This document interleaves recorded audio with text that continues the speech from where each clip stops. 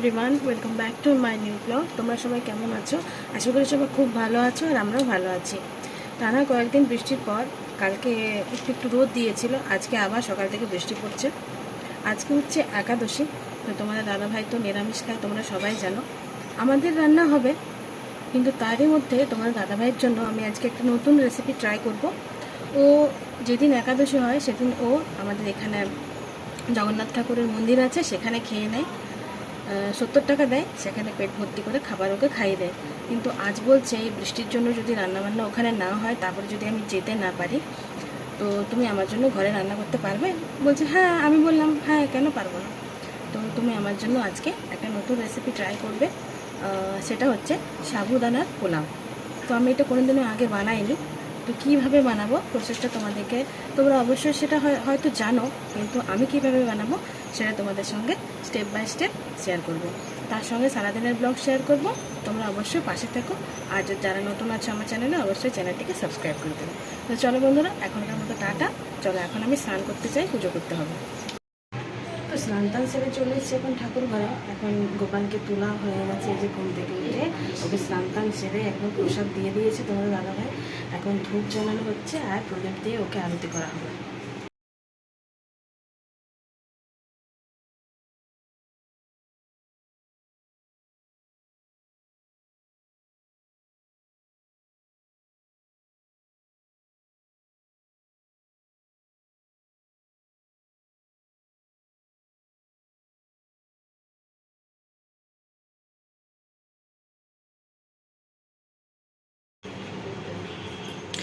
আজ গোপালকে ফল প্রসাদ লাগিয়েছি, কারণ আজ তো একাদশী, তাই। আর প্লাস আজকে হচ্ছে অম্ববতী, তো তাই এই যে আম দেওয়া হয়েছে, কলা, আপেল, সামান্যটুকু ফল ঠাকুরকে অর্পণ করেছি আজকে। আমি ফল কেটে ঠাকুরকে জোগালাম, আর তোমাদের দাদাভাই সম্পূর্ণ পুজোটাই দিয়ে দিয়েছে। গোপাল সোনাকেও স্নান করানো হয়ে গেছে। এর ওপরের ইয়েটা কোথায়? উল্টো দিকে জামা পরেছ তো? হ্যাঁ, উল্টো আছে এটা। দেখেছো বন্ধুরা, তোমার দাদাভাই তাড়াহুড়োর চক্করে উল্টো জামা পরে দিয়েছে গোপালকে। চলো ওকে সোজা করে জামাটা পরে দিই। হরে রাম হরে রাম রাম রাম হরে হরে, হরে কৃষ্ণ হরে কৃষ্ণ কৃষ্ণ কৃষ্ণ হরে হরে, হরে রাম রাম রাম হরে হরে।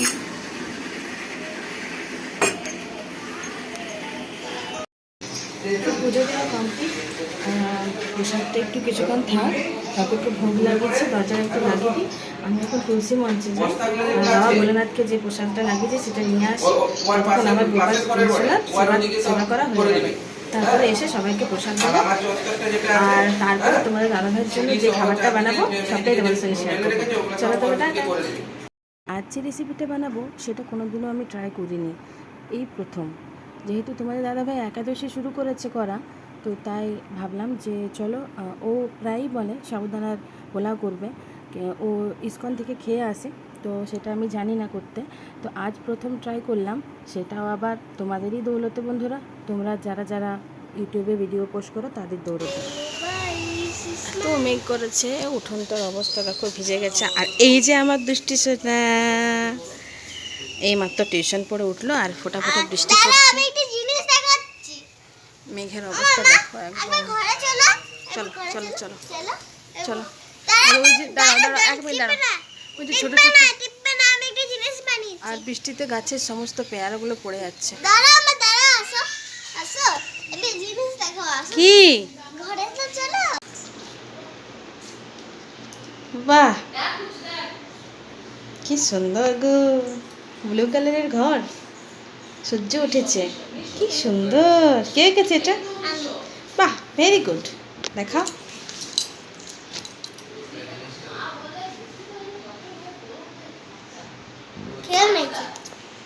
খুব সুন্দর, পারফেক্ট। তো এগুলো হচ্ছে ছোট দানার সাবুদানা। তোমাদের দাদাভাইকে বলা হয়নি যে বড় বড় দানা আনতে।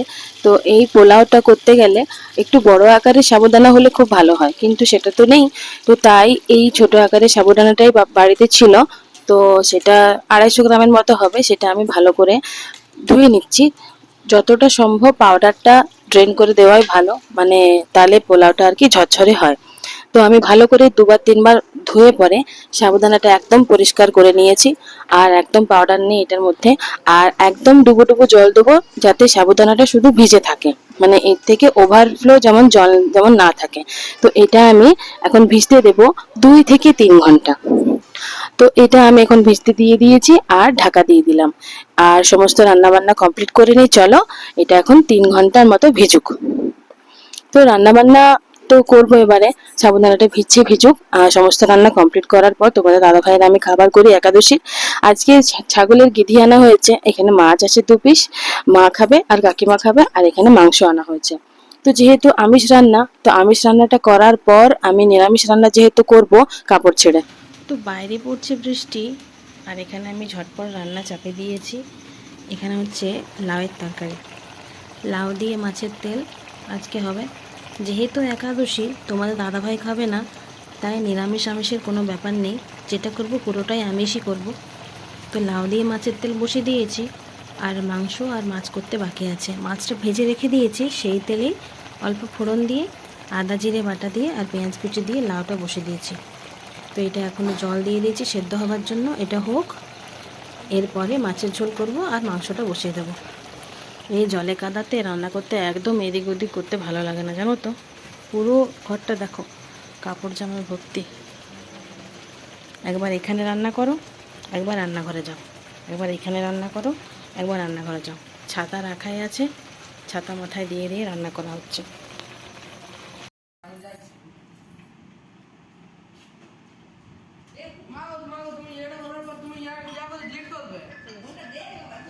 কোনটা দে, ও আগে ডাকছে মনে হয় আমার কাকা ভাই বটে। ভাই তো দিয়ে দিচ্ছি।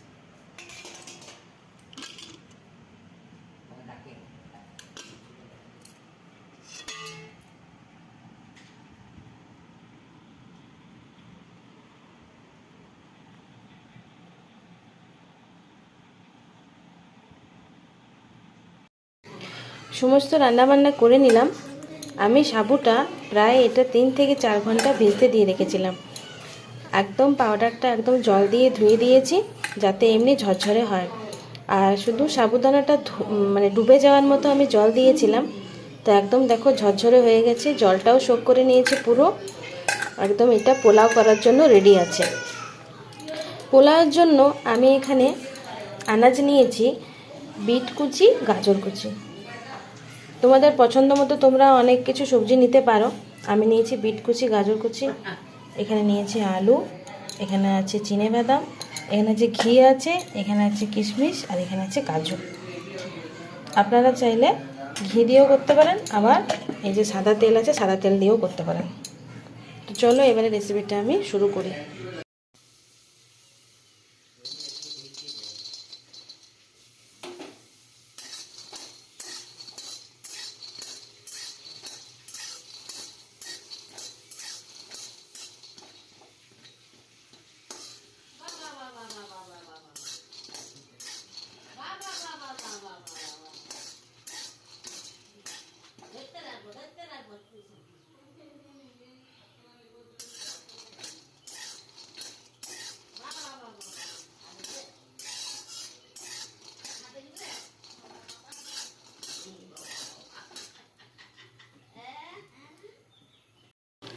শুকনো খোলায় যে বাদামটা আমি ভাজলাম, তো সেটা আমি এই গ্রেটারটাতে হালকা পরিমাণে গ্রেট করে নিলাম।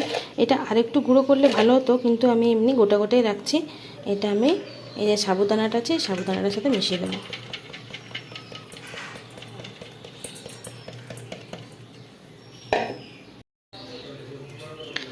এটা ঘি দিলেও চলতো, কিন্তু তোমাদের দাদাভাই বলেছে ঘি দেবে না, সাদা তেল দিয়ে করবে। তাহলে আমি তাই সাদা তেল দিয়ে দিয়েছি কড়াইয়ে। আর এখানে কারি পাতা অ্যাড করেছি, আর এটা কাঁচা লঙ্কা কুচি আছে, আর এখানে আদা গ্রেট করে রাখা আছে। তো চলো কারি পাতাগুলো আমি তেলের মধ্যে দিয়ে দিই।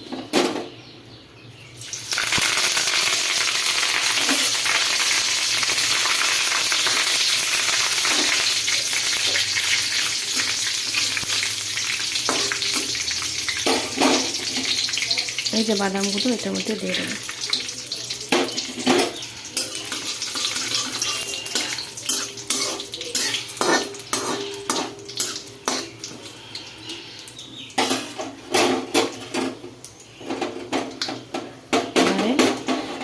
লঙ্কা কুচি,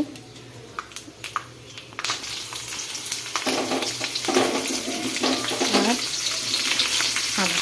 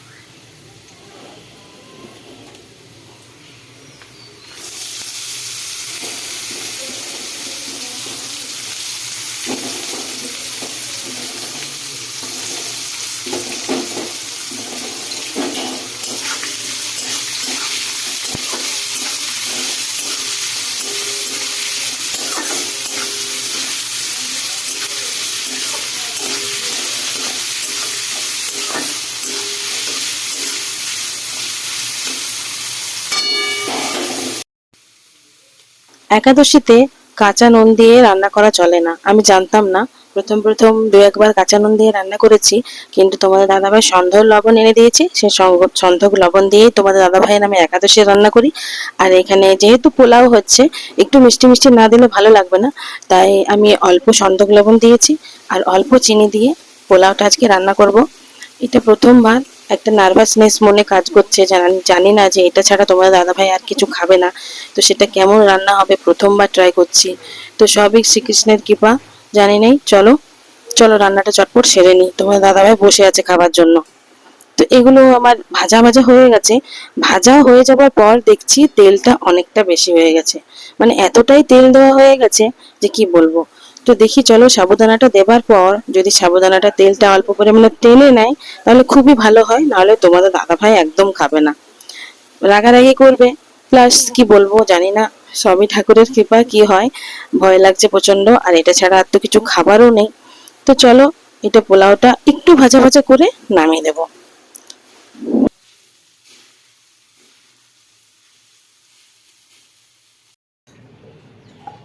তো এই যে বন্ধুরা প্রথমবার ট্রাই করলাম, আমার সাবুর পোলাও রেডি হয়ে গেছে। এটা ঠিকমতো শেপে আনতে পারছি না আমি, ভেঙে যাচ্ছে যদিও। তোমার দাদা ভাইও চলে এসেছে খাবার জন্য, চলো ওকে গরম গরম এটা সার্ভ করে দিই। মায়ের জন্য একটু রেখেছি, কারণ মা বলেছিল আমার জন্য একটু রাখবে। মায়ের জন্য আমি ঘি দিলাম না, নাহলে এটা ঘি দিলে আর একটু ফ্লেভারটা বেশি হয়। যদিও তেলটা আজকে একটু বেশি হয়ে গেছে আনাজগুলো ভাজার জন্য, কিন্তু পরের বার যখন করব তখন একটু তেলটা কম দেওয়ার চেষ্টা করব। তো চলো খুব সহজেই তৈরি হয়ে গেল একদম চটজলদি সাবুর পোলাও।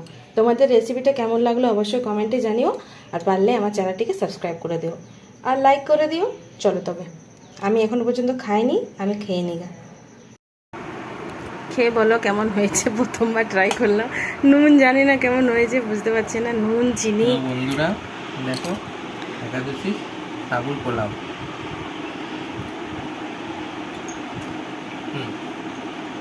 নুন চিনি সব ঠিক আছে, খুব সুন্দর হয়েছে, ভালো হয়েছে। সব কৃষ্ণ কৃপা।